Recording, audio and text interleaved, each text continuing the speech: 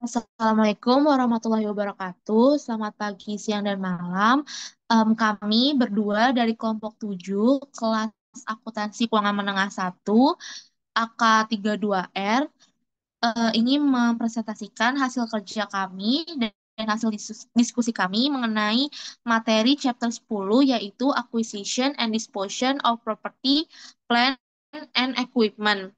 Dengan dosen pengampu, Bapak Sparta, dan buku panduan, itu buku Intermediate Accounting IFRS Third Edition, karangan Keso, Wagen, dan Wildflight. Nah, sebelum kita presentasi, ada pepatah yang mengatakan tak kenal maka tak sayang. Untuk itu, izinkan kami memperkenalkan diri. Perkenalkan, nama saya Nashwa Yaranti dengan NIM 2023 121 1015, dan rekan saya. Natalia Sara dengan NIM 2023 1211 083.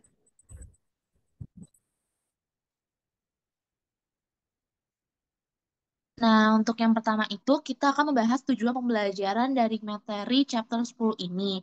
Yang pertama ada identifikasi properti pabrik, peralatan, serta biaya yang terkaitnya. Lalu yang kedua, diskusi mengenai masalah akuntansi yang terkait dengan kapitalisasi bunga. Lalu yang ketiga, menjelaskan masalah akuntansi yang terkait dengan perolehan dan penilaian aset pabrik. Yang keempat, mendeskripsikan perlakuan akuntansi terhadap biaya setelah perolehan. Dan yang kelima itu mendeskripsikan perlakuan akuntansi untuk pelepasan properti, pabrik, dan juga peralatan. Nah, di sini itu ada sebuah mind map atau peta konsep yang dimana menyajikan secara singkat materi-materi yang akan kita bahas.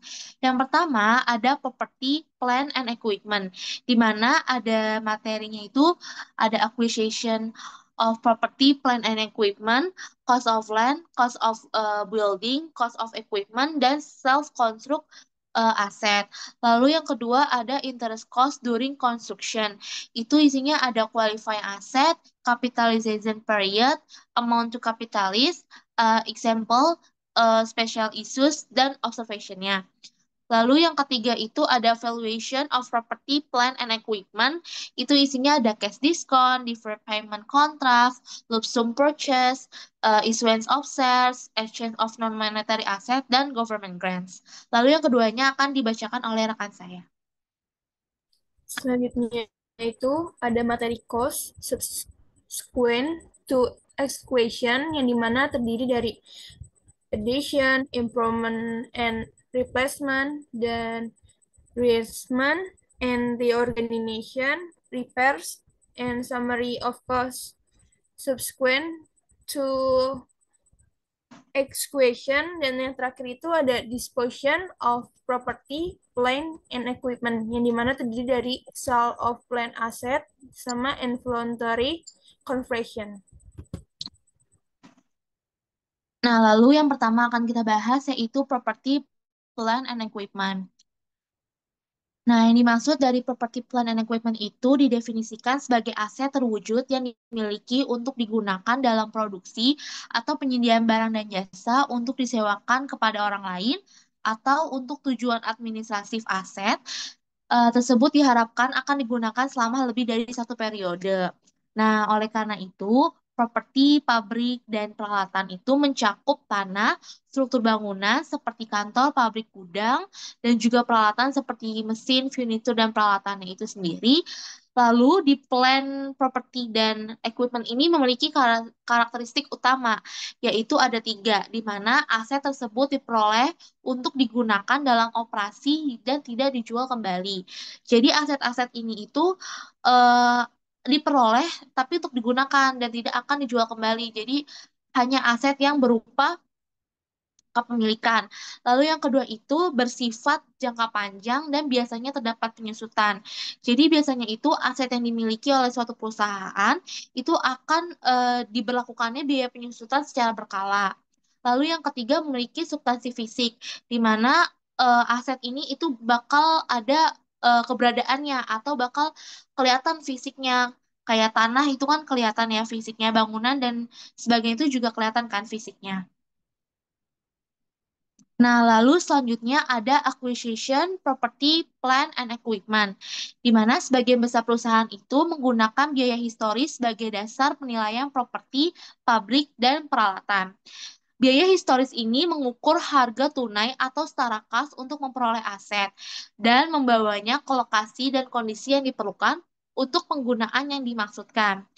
Perusahaan mengakui properti, pabrik, dan peralatan ketika biaya aset dapat diukur dengan andal dan kemungkinan besar perusahaan akan memperoleh manfaat ekonomi di masa yang akan datang.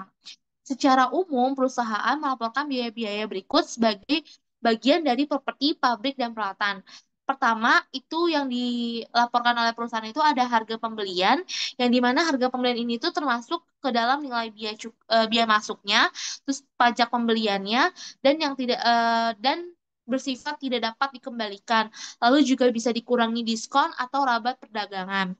Lalu yang kedua itu biaya yang dapat diatribusikan untuk membawa aset ke lokasi dan kondisi yang diperlukan agar dapat digunakan sesuai dengan yang diinginkan oleh perusahaan itu sendiri. Nah, lalu selanjutnya itu ada cost of land, di mana semua pengeluaran yang dilakukan untuk memperoleh tanah dan menyiapkannya untuk digunakan atau dianggap sebagai biaya dari tanah. Nah, jadi misalnya contohnya grup Auchan French dan atau Aeon from Japan itu membeli tanah untuk membangun sebuah toko baru dengan biaya tanah biasanya mencakup harga pembelian, biaya penutupan seperti hak milik tanah, biaya pengacara, biaya pencatatan, lalu juga biaya yang dikeluarkan untuk menyiapkan tanah agar sesuai dengan tujuan penggunaannya seperti misalnya tujuannya buat perataan atau tujuan tanah tersebut buat penimbunan, pengeringan maupun buat pembersihan. Lalu pengambilan hak gadai, hipotek atau pembebanan apapun pada properti perbaikan tanah tambahan yang berlaku tidak terbatas. Jadi nggak ada batasnya. Lalu semua pengeluaran yang dilakukan untuk memperoleh tanah dan menyiapkannya untuk digunakan dianggap sebagai bagian dari biaya tanah. Nah, selanjutnya itu ada cost of building atau biaya bangunan. Biaya bangunan itu harus mencakup semua pengeluaran yang terkait langsung dengan perolehan atau konstruksinya. Biaya ini itu meliputi biaya material, tenaga kerja, dan overhead yang dikeluarkan selama konstruksi. Terus juga biaya profesional dan biaya izin bangunan. Nah, pada umumnya itu perusahaan ini akan mengkontrak pihak lain untuk membangun bangunan mereka. Jadi bekerja sama dengan pihak lain. Terus juga perusahaan menganggap semua biaya yang dikeluarkan dari penggalian hingga selesai itu sebagai bagian dari biaya tanah. Terus juga biaya apapun yang tidak secara langsung dapat diatribusikan untuk menyiapkan bangunan agar siap digunakan, sebagaimana mestinya tidak boleh dikapitalisasi. Misalnya, itu ada biaya awal nih. Terus seperti biaya promosi. Jadi biaya awal itu berupa biaya promosi yang dimana terkait dengan pembukaan bangunan atau kerugian operasional yang terjadi pada awalnya karena penjualan yang rendah. Itu nggak boleh dikapitalisasi. Nah, selain itu juga biaya administrasi umum seperti biaya Departemen Keuangan itu nggak boleh dialokasikan ke dalam satu biaya bangunan. Itu ada jenis biayanya sendiri. Nah, lalu yang selanjutnya itu ada cost of equipment atau biaya peralatan. Peralatan dalam akuntansi mencakup peralatan pengiriman, peralatan perkantoran, peralatan mesin, furnitur, perlengkapan, perabotan, peralatan pabrik, dan aset tetap serupa. Biaya aset tersebut mencakup harga pembelian, biaya pengangkutan dan penanganan yang dikeluarkan, asuransi peralatan selama perjalanan, biaya pondasi khusus jika diperlukan, dan biaya perakitan serta pemasangan dan juga biaya pelaksanaan uji coba. Nah, setiap hasil penjualan barang apapun yang diproduksi selama membawa peralatan ke lokasi dan kondisi yang sesuai dengan tujuan penggunaannya, seperti sampel yang diproduksi saat menguji peralatan, itu akan dikurangi atau mengurangi biaya peralatan itu sendiri. Lalu biaya ini mencakup semua pengeluaran yang dikeluarkan untuk memperoleh peralatan dan mempersiapkannya untuk digunakan oleh suatu perusahaan. Selanjutnya itu ada self construction asset atau yang biasa artinya aset dibangun sendiri yang yang dimana terkadang itu perusahaan itu akan membangun asetnya sendiri dan juga perusahaan itu bakal nentuin nih biaya mesinnya dan aset tetap lainnya, dan itu akan menjadi masalah. Dan tanpa ada harga pembelian atau harga kontrak, sebuah perusahaan itu harus mengalokasikan biaya tersebut dan pengeluarannya itu untuk mendapatkan biaya aset yang dibangun oleh perusahaan itu sendiri.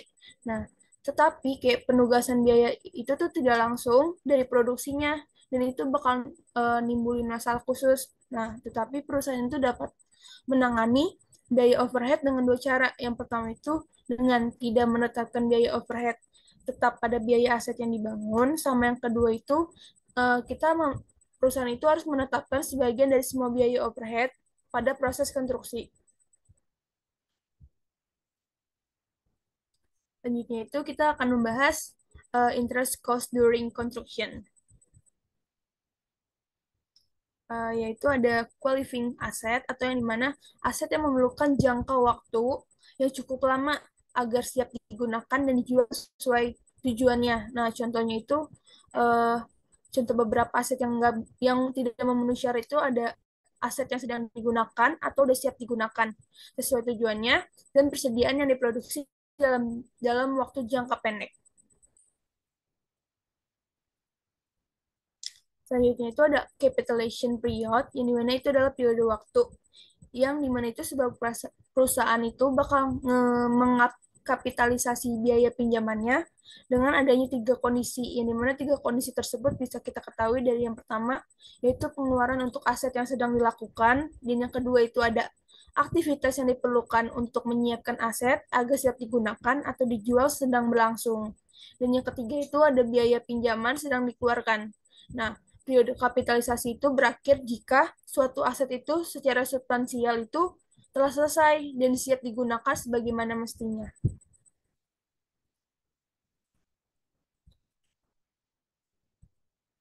Selanjutnya itu ada amount to capitalize, yang dimana itu besar biaya yang kita akan kapitalisasi itu bervariasi tergantung itu pada atau tidak adanya utang spesifik yang telah dikeluarkan untuk membiayai proyeknya dan apakah proyek tersebut dibiayai oleh utang umum perusahaan atau suatu perusahaan itu nentuin jumlah bunga potensialnya itu yang dapat dikapitalisasi selama periode akuntansinya dengan mengalihkan tingkat bunga yang sesuai dengan akumulasinya.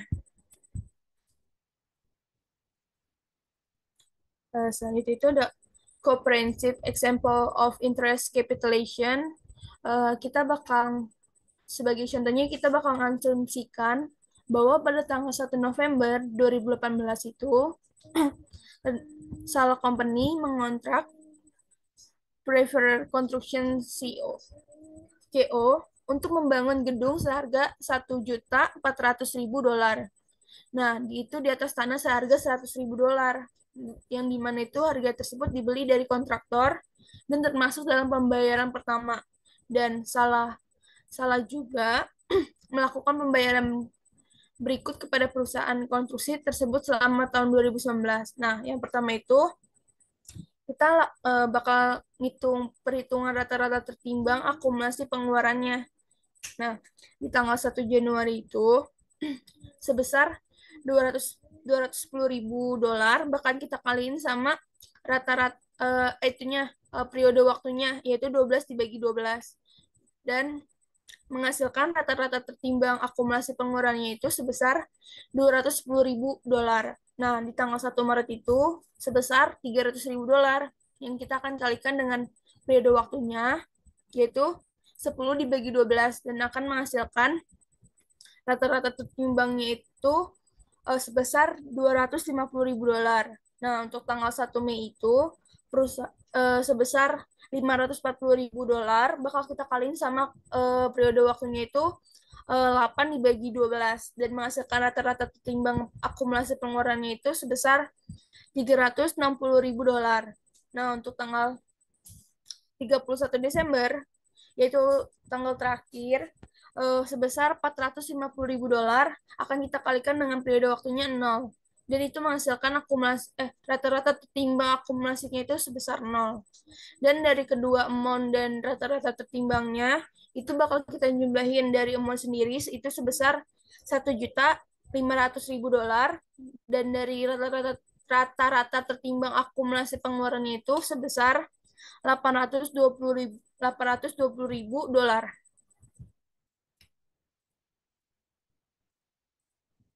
Selanjutnya itu kita bakal melakukan perhitungan bunga yang dapat perusahaan hindari.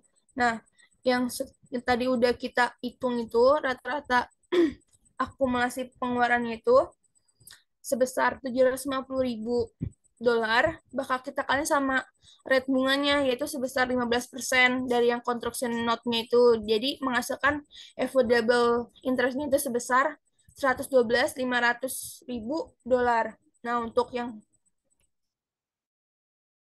pengeluarannya itu sebesar 70.000 dolar, akan kita kalikan dengan rate dari bunganya tersebut itu sebesar 11,04% dari capitalization rate-nya.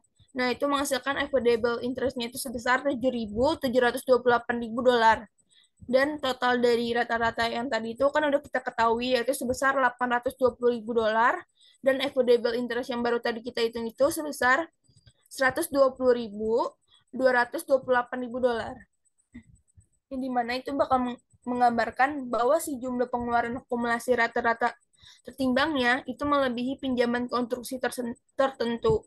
Dan selanjutnya itu setelah kita mengetahui perhitungan bunga yang dapat kita hindari, kita bakal menghitung perhitungan tingkat kapitalisasi.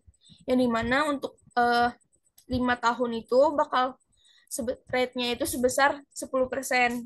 Dan itu bakal kita kalikan dengan prinsipal itu sebesar 550.000 dolar dan menghasilkan interestnya atau bunganya sebesar 55.000 dolar. Nah, untuk prinsipal yang 600 itu untuk 10 tahun bakal dikalikan dengan rate-nya 12% dan menghasilkan bunganya atau interest itu sebesar 72.000 dolar. Dan di mana total dari prinsipalnya itu sebesar 1.150.000 dolar, dan untuk interestnya itu sebesar 127.000 dolar.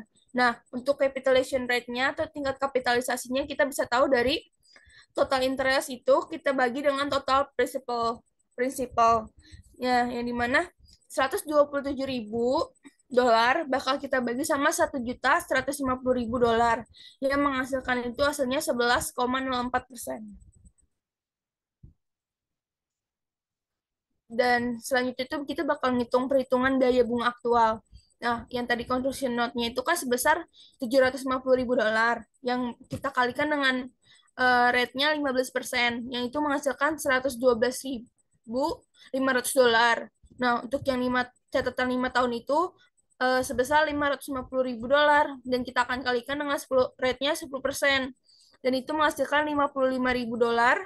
Dan yang terakhir itu ada untuk 10 tahun itu sebesar 600.000 dolar akan kita kalikan dengan rate-nya 12% yang menghasilkan itu 72.000 dolar. Nah, jadi actual interest-nya atau biaya bunga aktualnya itu sebesar 239.500, yang dimana hasil tersebut dari penambahan 112.500.000 dolar, kita tambahin 55.000 dolar, dan kita tambahkan dengan 72.000 dolar.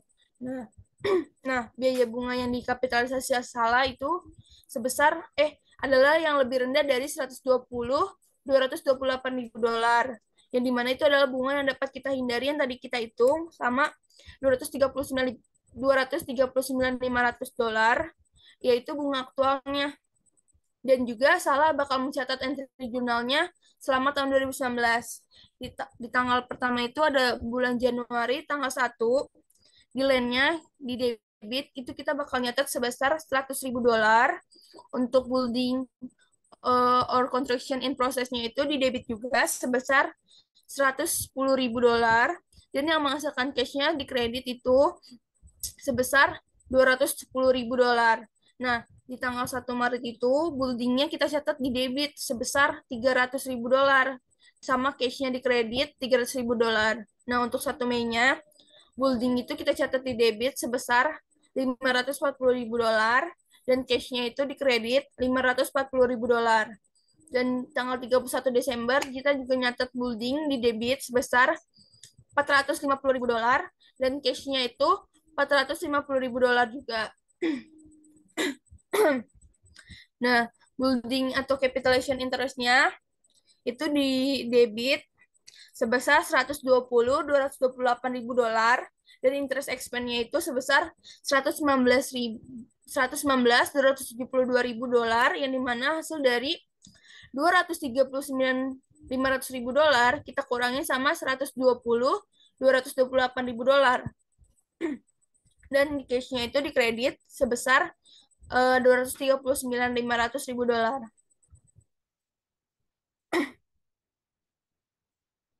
Nah, dan bunga kapitalisasi yang udah kita hitung tadi itu bakal kita laporin dalam laporan laba rugi yang dimana itu di bagian other income and expense dan interest expense-nya yang udah kita hitung tadi sebesar 239.500.000 dolar bakal kita kurangin sama capitalist interest-nya itu sebesar 228.000 dolar yang menghasilkan 119.272.000 dolar dan kapitalisasi itu juga bakal diungkapkan dalam catatan sesuai dengan kebijakan akuntansinya. Yang dimana bunga yang kita kapitalisasi itu selama tahun 2019, total biaya bunganya itu sebesar 239.500.000 dolar, yang dimana 228.000 dolarnya dikapitalisasi dan 119.272 ribunya kita bebankan sebagai biaya dan tingkat kapitalisasi yang sudah kita hitung tadi itu digunakan sebesar 11,04%.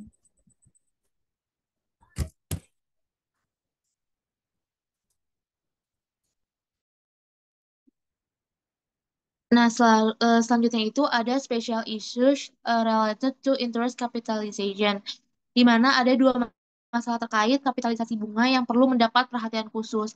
Yang pertama itu ada pengeluaran untuk tanah. Ketika sebuah perusahaan membeli tanah dengan maksud untuk mengembangkannya untuk penggunaan tertentu, biaya bunga yang terkait dengan pengeluaran tersebut memenuhi syarat untuk dikapitalisasi bunga. Sedangkan yang kedua itu pendapatan bunga. Perusahaan sering meminjam uang untuk membiayai pembangunan aset.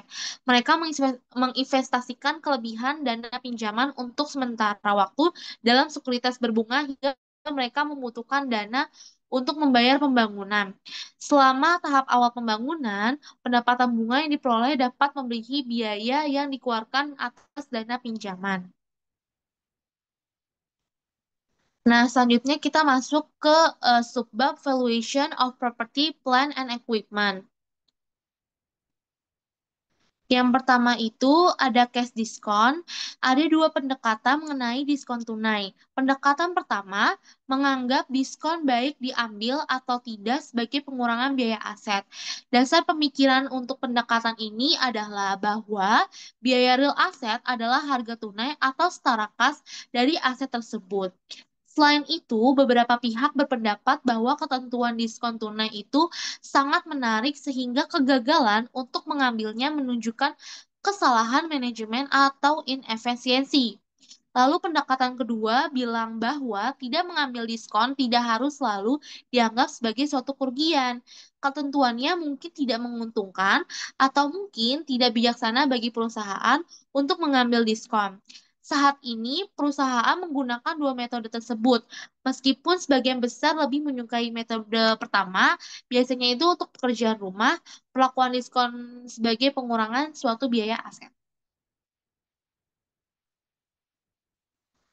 Nah, lalu selanjutnya ada deferred payment contracts. Kontrak atau pembayaran kontrak yang tertunda. Perusahaan itu sering membeli aset pabrik berdasarkan kontrak kredit jangka panjang. Menggunakannya itu biasanya menggunakan wesel, hipotek, obligasi, atau kewajiban peralatan lainnya. Untuk mencerminkan biaya dengan tepat, perusahaan itu menghitung aset yang dibeli berdasarkan kontrak kredit jangka panjang pada nilai sekarang dari imbalan yang diperkirakan antara pihak-pihak yang berkontrak pada tanggal transaksi. Nah, di sini ada ilustrasi mengenai pembayaran kontrak tertunda. Itu ada sebuah perusahaan bernama Shooter AG membeli robot mengecat semprot yang dibuat khusus untuk lini produksinya. Perusahaan ini menerbitkan weksel tanpa bunga senilai 100.000 euro selama 5 tahun pada Weekly Robotics Inc. untuk peralatan baru tersebut. Tingkat bunga pasar yang berlaku untuk kewajiban semacam ini itu adalah 10%. Suter harus melunasi website tersebut dalam 5 angsuran, yang dimana setiap angsurannya itu harus sebesar 20.000 euro dan dibayarkan pada setiap akhir tahun. Suter tidak dapat dengan mudah menentukan nilai wajar robot yang dibuat khusus ini. Oleh karena itu, Suter memperkirakan nilai robot dengan menetapkan nilai wajar atau nilai sekarang dari website tersebut. Entry untuk tanggal pembelian dan tanggal pembayaran, serta ditambah perhitungan nilai dari website tersebut adalah sebagai berikut. Nah, yang pertama, kita buat jurnal untuk tanggal pembeliannya. Nah, itu ada di debit equipment dan di kredit ada notes payable sebesar 75.815 euro. Didapatnya dari mana? Didapatnya itu dari hasil present value of note-nya. Jadi 20.000 euro dikali PVFO A5 10% itu ada di tabel 10.4, di mana hasil dari tabel itu adalah 3,79079. Jadi 20.000 euro dikali sama 3,79079 itu hasilnya 75.815 euro. Nah, selanjutnya kita jurnal untuk pembayaran. Tadi di notis di soal itu bilang bahwa pembayaran dilakukan setiap akhir tahun. Maka kita hitung nih, pertama, pada akhir tahun pertama, itu terdapat interest expense di debit, notes payable di debit, dan cash di debit. Besarannya, pertama, interest expense itu di debit sebesar 7.582 euro. Hasilnya dari mana? Itu dari 10% yang tadi em, persenan kewajiban dikalikan sama 75.815. Lalu notes payable-nya sebesar 12.418 dan cash-nya itu sebesar 20.000 euro. Tadi kan dinotis juga di soal kalau misalnya setiap akhir tahun itu perusahaan si Suter AG ini harus membayar angsuran sebesar 20.000 euro. Nah, lalu coba kita hitung pada akhir tahun kedua. Yang jurnalnya juga sama seperti pada akhir tahun pertama, yaitu ada interest expense di debit, terus sebesar 6.340 euro. Hasilnya dari mana? Hasilnya dari 75.815 dikurangi sama notes payable pada akhir tahun pertama, itu sebesar 12.418 dikalikan 10%. Habis itu ada di debit juga notes payable sebesar 13.660 euro dan di cashnya itu sebesar 20.000 euro.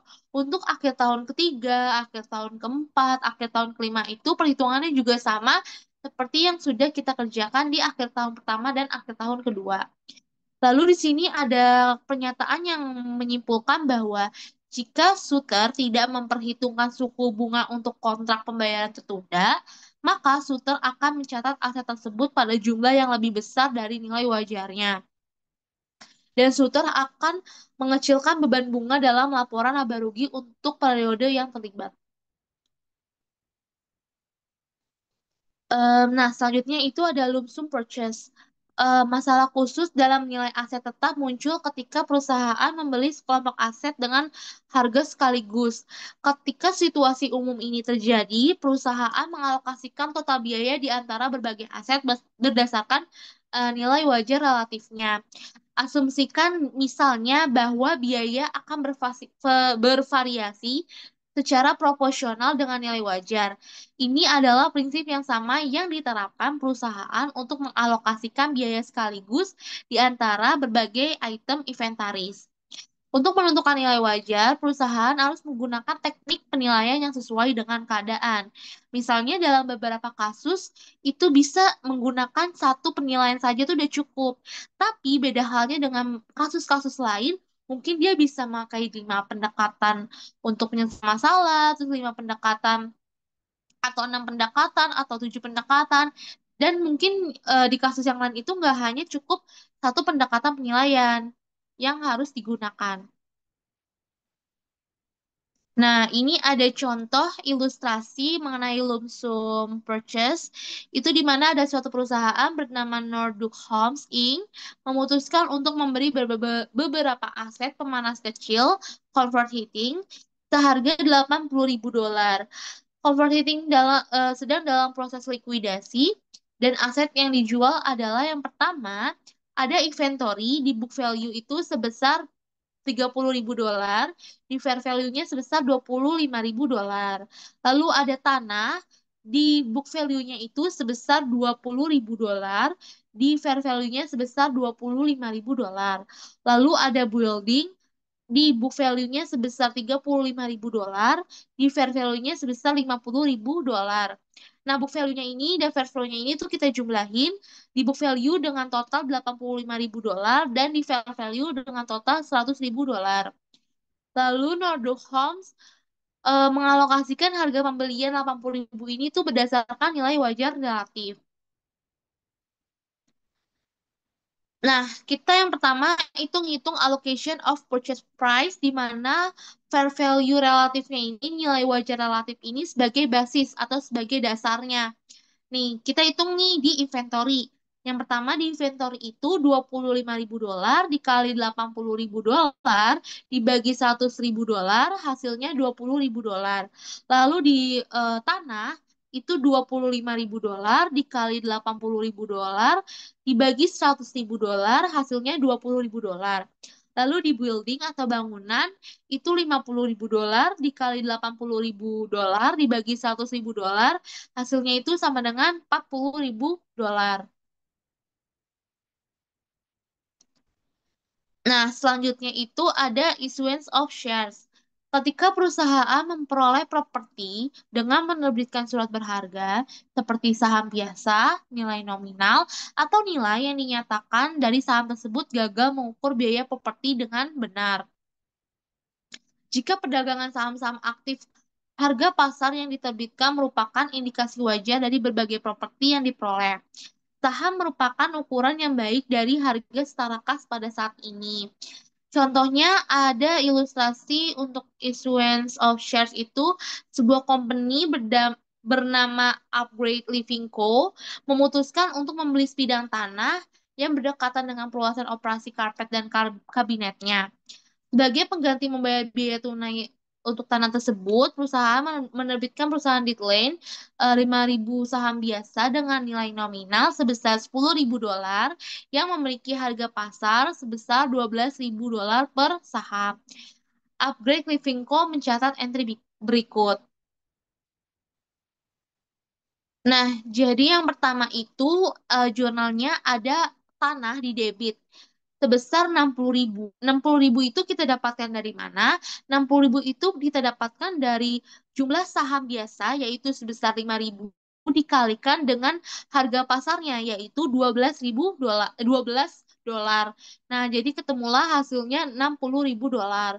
Lalu di kredit ada share capital ordinary sebesar 50.000. 50.000 itu dapat dari mana? 50.000 itu dapat dari jumlah saham biasa sebesar 5.000 dikalikan dengan nilai nominalnya sebesar 10.000.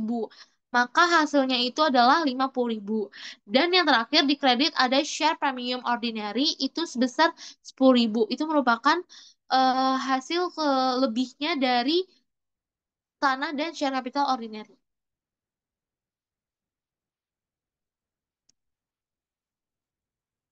Nah, lalu selanjutnya ada exchange of non-monetary asset. Akuntansi yang tepat untuk pertukaran aset non-moneter seperti properti, pabrik, dan peralatan itu masih sangat kontroversial.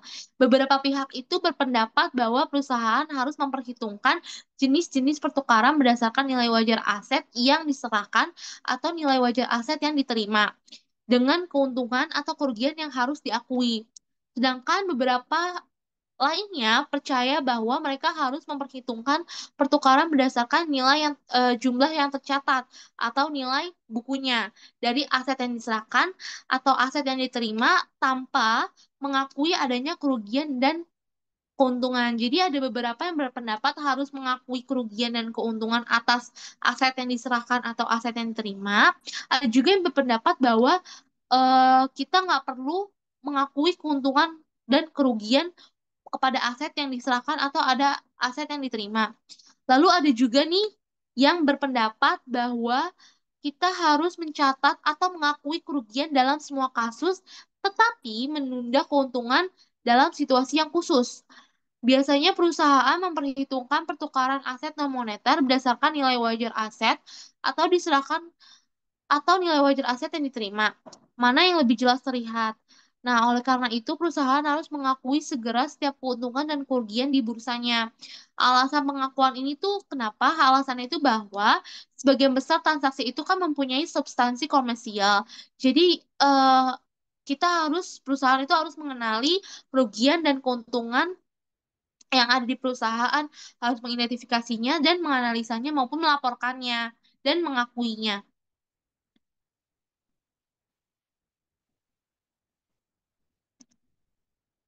Nah, akuntansi untuk keuangan dan keuangan itu bergantung pada apakah pertukaran tersebut memiliki substansi komersial. Jika pertukaran tersebut memiliki nilai substansi komersial, perusahaan mengakui keuntungan dan kerugian segera.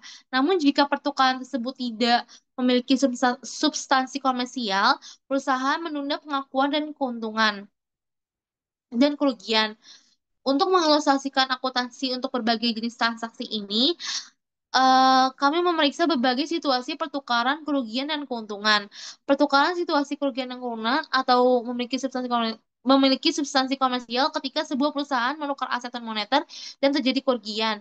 Perusahaan mengakui kerugian jika pertukaran tersebut memiliki substansi komersial. Alasannya, perusahaan tidak boleh menilai aset lebih dari harga setara kasnya. Jika kerugian ditangguhkan, aset akan dinilai terlalu tinggi. Oleh karena itu, perusahaan harus segera mengakui kerugian baik pertukaran tersebut memiliki substansi komersial ataupun tidak. Nah, ini ada contoh exchange of non-monetary asset, di mana ada ilustrasinya itu sebuah perusahaan bernama Information Processing SA menukar mesin bekasnya dengan model baru di Gerard Business Solution NF. Pertukaran tersebut memiliki substansi komersial. Mesin bekas tersebut memiliki nilai buku sebesar 8.000 euro. Dengan awal nilainya itu adalah 12.000 euro, dikurangi dengan akumulasi penyusutan sebesar 4.000 euro, dan nilai wajar sebesar 6.000 euro. Model baru tersebut terdaftar seharga 16.000 euro.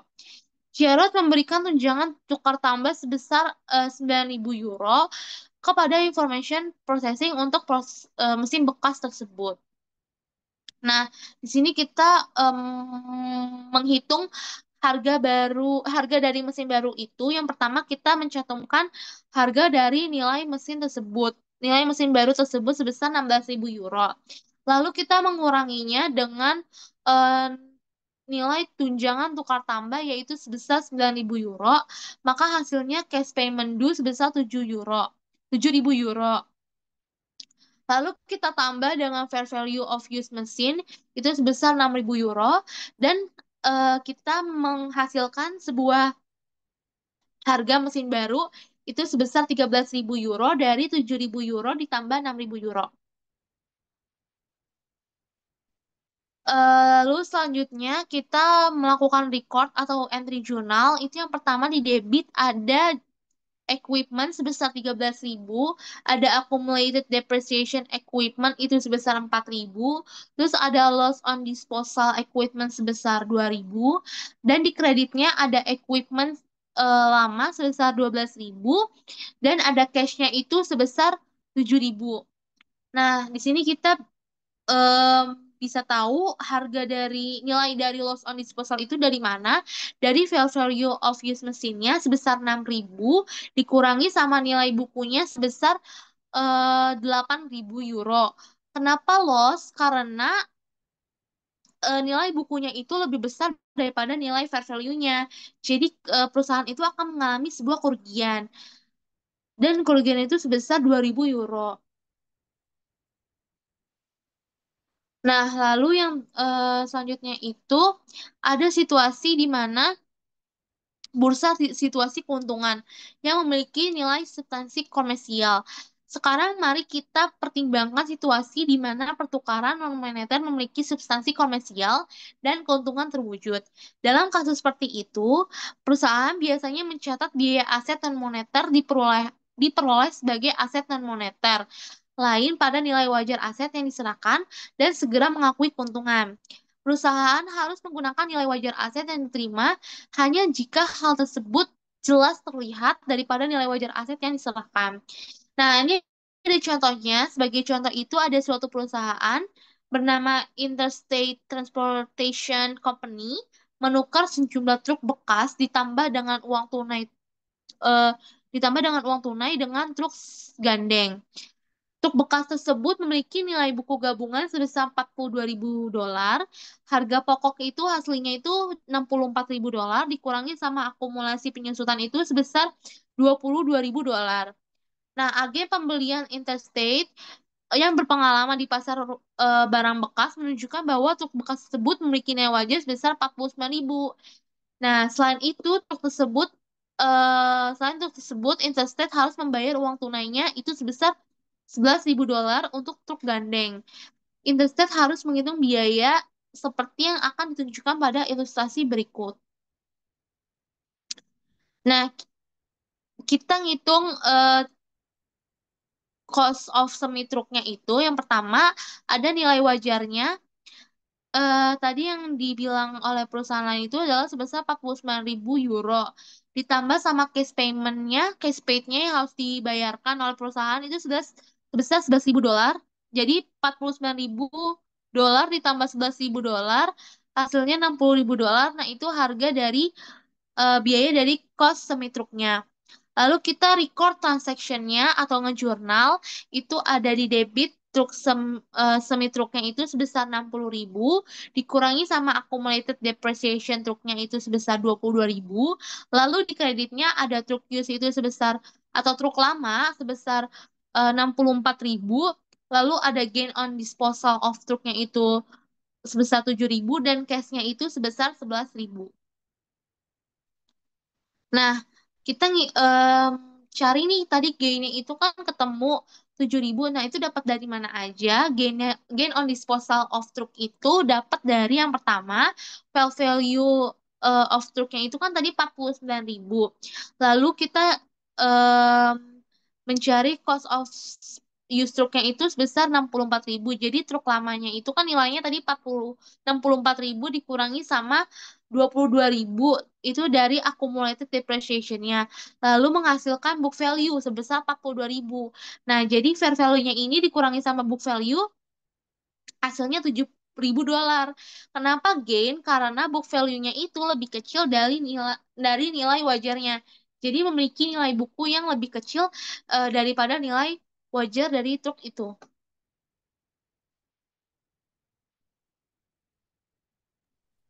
Selanjutnya itu ada government grants atau hibah pemerintah, yang dimana tuh hibah pemerintah itu sendiri, banyak perusahaan menerima hibah pemerintah, dan hibah pemerintah itu sendiri itu adalah bantuan yang diterima dari pemerintah dalam bentuk transfer sumber daya ke perusahaan itu sebagai imbalan atas kepatuhan masa lalu atau masa depan itu terhadap ketentuan tertentu yang berkaitan dengan kegiatan operasional perusahaan. Nah, dengan kata lain itu, hibah pemerintah itu seringkali berupa beberapa jenis aset. Contohnya itu kayak uang tunai, terus surat berharga, properti, pabrik, dan peralatan, atau penggunaan fasilitas. Nah, yang diberikan oleh si pemerintah itu sebagai subsidi kepada suatu perusahaan. Nah, IFRS juga mensyaratkan bahwa pendekatan pendapatan dan menunjukkan bahwa aturan umumnya adalah hibah itu harus diakui dalam pendapatan secara sistematis yang sesuai dengan biaya terkait yang seharusnya mereka ganti rugi. Nah, dan juga itu dengan dua cara untuk aset seperti properti dan pabrik dan peralatan itu ada dua. Yang pertama itu ada mencatat hibah sebagai pendapatan hibah tangguhan yang diakui sebagai pendapatan secara sistematis selama masa manfaat aset tersebut. Nah, yang kedua itu ada mengurangi hibah dari jumlah tercatat aset yang diterima dari hibah. Dalam hal ini, hibah itu bakal diakui dalam pendapatan itu sebagai pengurangan biaya penyusutan.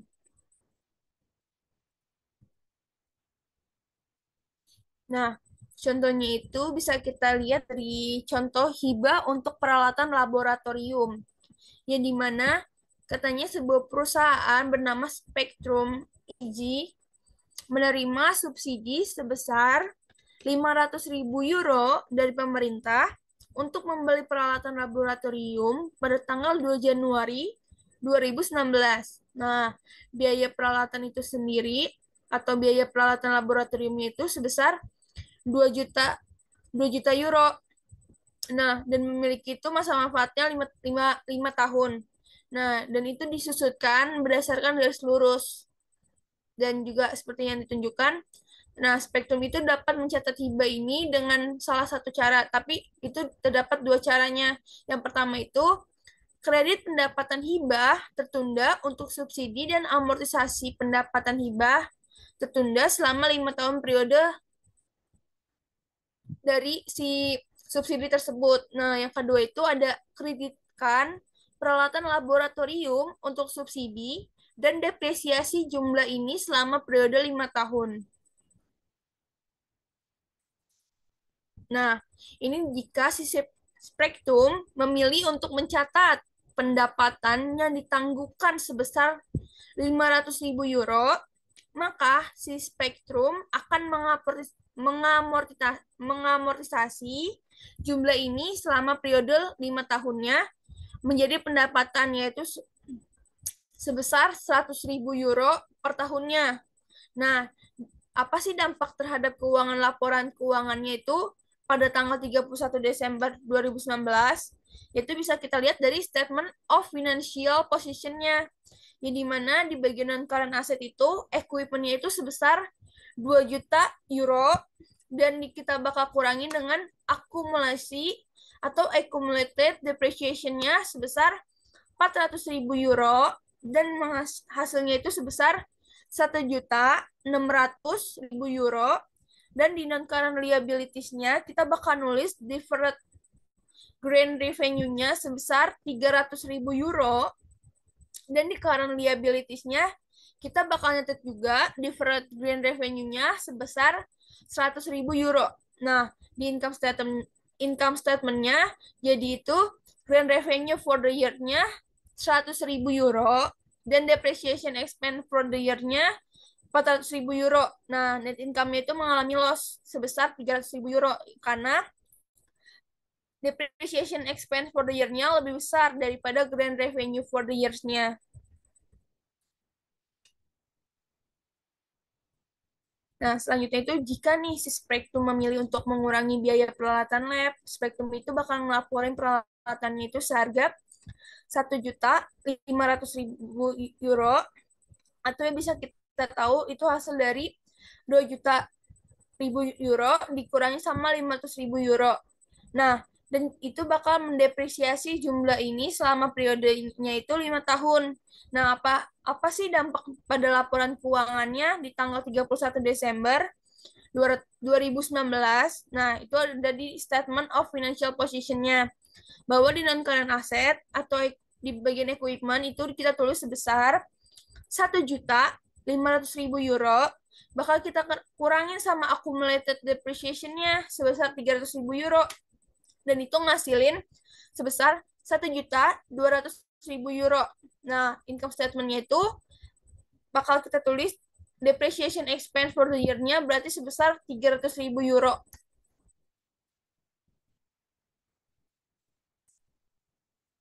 Selanjutnya kita bakal bahas tentang cost subsequent to equation. Yang dimana itu pertama ada addition, yaitu adalah penambahan seharusnya itu tidak menimbulkan masalah akuntansi yang besar. Nah, menurut definisinya sendiri, perusahaan itu bakal mengapitalisasi setiap penambahan aset pabrik yang dimana aset itu baru dibuat. Nah, misalnya itu kayak penambahan sayap gedung rumah sakit atau sistem pendingin udara ke kantor dan meningkatkan potensi layanan fasilitas tersebut. Nah, dan juga perusahaan itu harus mengkapitalisasi pengeluaran tersebut dan mencatatnya di periode mendatang dan saat pendapatan itu bakal kita akui. Gitu. Selanjutnya itu ada improvement and replacement yang dimana yaitu perusahaan itu pasti itu bakal ganti satu asetnya dengan aset lainnya melalui kayak perbaikan atau penggantian. Nah, apa sih itu perbedaan antara perbaikan sama penggantian? Kalau perbaikan atau bisa kita tahu dari artinya betterment, yaitu adalah penggantian aset yang lebih baik untuk yang saat ini digunakan. Nah, misalnya itu kayak kita si perusahaan itu ganti lantai beton menjadi lantai kayu. Nah, itu namanya perbaikan. Nah, kalau penggantian itu di sisi lain itu artinya penggantian aset serupa. Jadi penggantiannya dengan aset yang sama. Contohnya kayak perusahaan mengganti lantai kayu. Perusahaan tersebut dengan lantai kayu juga gitu. Nah, contoh dari improvement and replacement itu bisa kita tahu dari perusahaan Insurance Enterprise itu katanya memutuskan untuk mengganti pipa dalam sistem perpipaannya dan seorang tukang ledeng menyarankan agar perusahaan menggunakan pipa plastik sebagai pengganti pipa besi cor dan pipa tembaga. Dan di mana pipa dan pipa lamanya itu memiliki nilai buku sebesar 15.000 euro. Nah, biaya emang 15.000 pound sterling. Nah, biaya itu kenapa 15.000 itu adalah hasil dari 150.000 pound sterling kita bakal kurangin sama akumulasi penyusutannya sebesar 135.000 pound sterling yang menghasilkan 15.000 pound sterling tadi. Nah, dan nilai sisanya itu sebesar 1.000 pound sterling dan sistem pipa plastiknya juga seharga 125.000 pound sterling. Nah, jika si interest-nya membayar sebesar 124.000 pound sterling, nah untuk pipa barunya setelah mengganti pipa lama, maka tuh si interest enterprise-nya itu bakal nyatet entry-nya sebagai berikut. Di equipment-nya atau plumbing sistemnya itu di debit sebesar 125.000 pound sterling, accumulation depreciation equipment-nya di debit juga sebesar 135.000 pound sterling dan dia mengalami loss on disposal of equipment-nya di debit sebesar 14.000.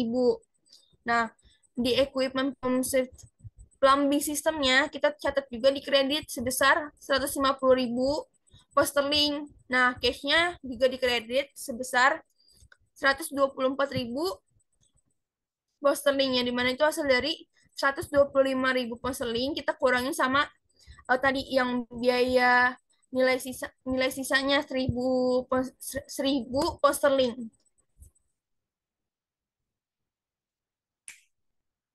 Nah, selanjutnya itu ada Replacement and Reorganization, yang dimana IFRS itu menyatakan si bawah pengakuan biaya berhenti itu setelah aset berada di lokasi dan kondisi yang diperlukan untuk memulai operasi seperti yang diinginkan oleh manajemen.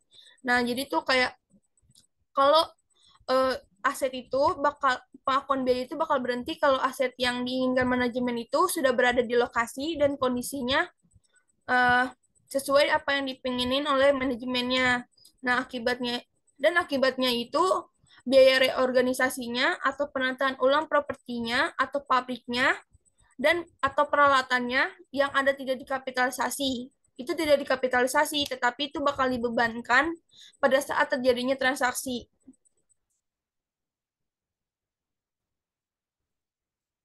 Nah, selanjutnya itu dari repairs atau perbaikan. Nah, repairs itu sendiri terbagi menjadi dua, yaitu eh, perbaikan biasa sama perbaikan utama. Nah, perbaikan biasa itu sendiri biaya perbaikan pada saat terjadinya transaksi. Nah, kalau perbaikan utama itu adalah jika saat hapus biaya dan akumulasi penyusutan aset lama dan akan mengakui setiap keuntungan ataupun kerugian gitu.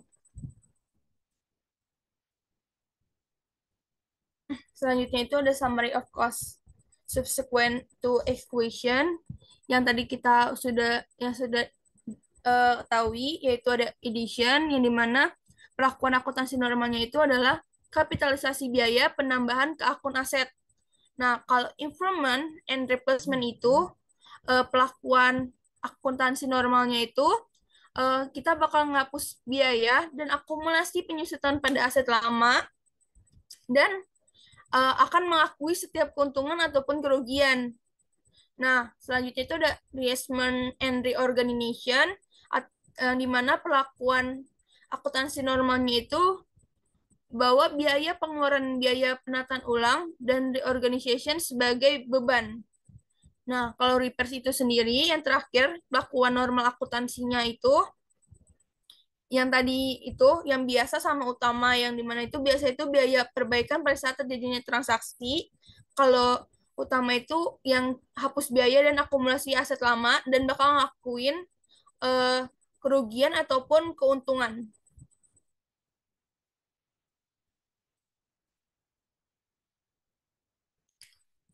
Selanjutnya kita akan bahas disposition of property, plant, and equipment.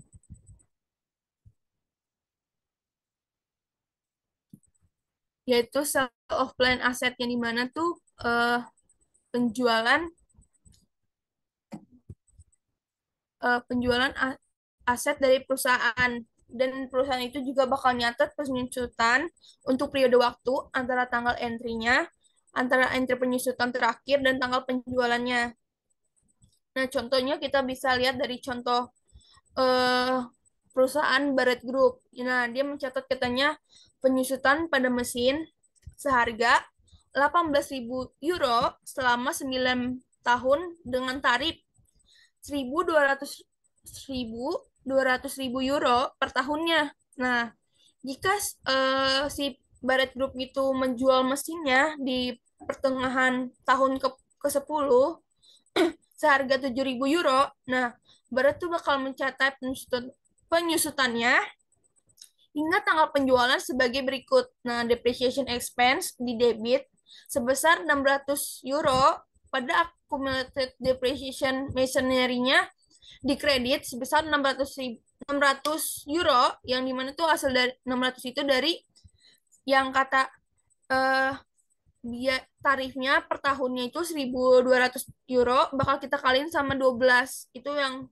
1 tahun.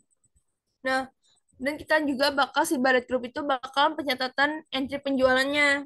Nah, karena dia melakukan penjualan, pasti dia dapat cash dong. Nah, cash di debit itu sebesar 7.000 yang kata-katanya dijual di pertengahan tahun ke-10 seharga 7.000 euro.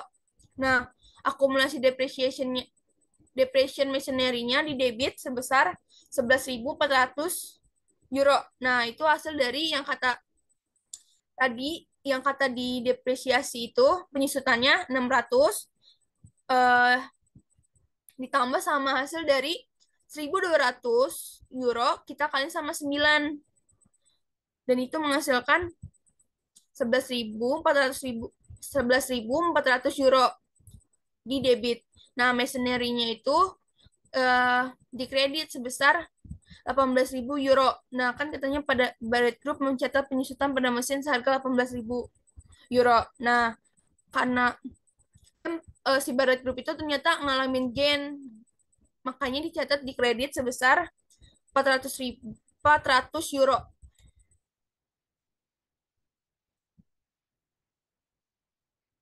Nah, selanjutnya itu ada involuntary conversion, atau terkadang nih si layanan aset itu bakal dihentikan melalui beberapa jenis konversi yang tidak disengaja, seperti kayak kebakaran, banjir, pencurian, ataupun pengutukan.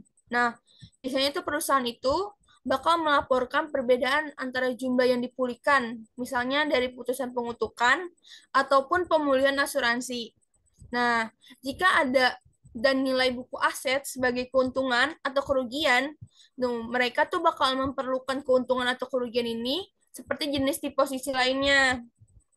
Nah, contohnya itu kita bisa lihat dari si perusahaan yang namanya Camel Transport Corporation yang harus menjual pabriknya yang terletak di lahan milik perusahaan yang berada tepat di jalur jalan raya umum.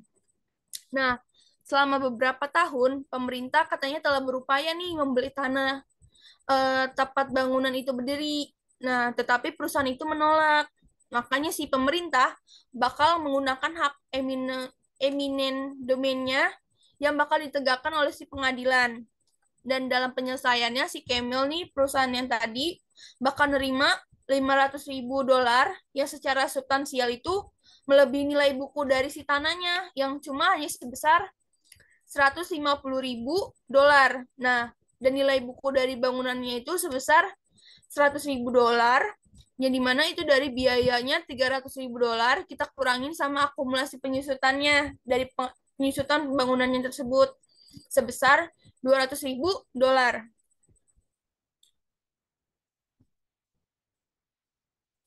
Dan kita siapa perusahaan tadi itu yang Camel itu bakal nyatet nih cashnya dapat yang kata dari pemerintah yang sebesar itu 500.000 dolar di debit sama akumulasi depreciation buildingnya si penyusutan dari bangunan tersebut kita catat di debit sebesar 200.000 dolar dan buildingnya di kredit sebesar 300.000 dolar dan landnya itu di kredit juga tanahnya sebesar 150.000 dolar. Nah, dan si Camel ini ternyata mengalami gain nih, makanya dicatat di kredit yaitu gain on disposal disposal of land asetnya sebesar 250.000 dolar. Nah, keuntungan dari si Camel ini harus dilaporkan nih dalam pendapatan dan beban lain pada laporan laba rugi dan bukan sebagai pendapatan. Nah, dan jika terjadi kayak dalam keterlambatan dalam pembayaran ganti ruginya atau pemulihan asuransi, piutang itu bakal dicatat seharga kasnya. Hmm. Em, Sekian dari presentasi kami.